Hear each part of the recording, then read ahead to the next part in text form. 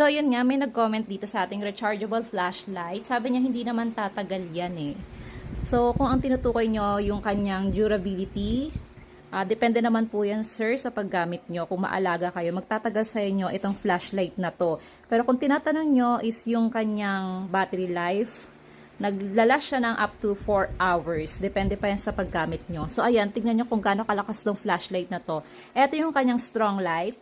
Ito yung kanyang medium light. Meron siyang low light mode para mas tipid sa battery. Pero tignan nyo naman, no, ang lakas pa rin ng kanyang ilaw. Ayan, meron siyang flashing light. Ito naman yung kanyang different mode ng flashing niya. And hindi lang yan, telescopic zoom to.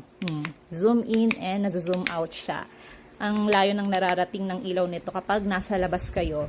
Tapos, meron siyang tail light din. Ayan, no, ang lakas din ng kanyang tail light. Ayan yung mga fur babies ko. Ayan yung kanyang white light. Eto, may red light siya for warning. Ayan. Ang lakas, diba?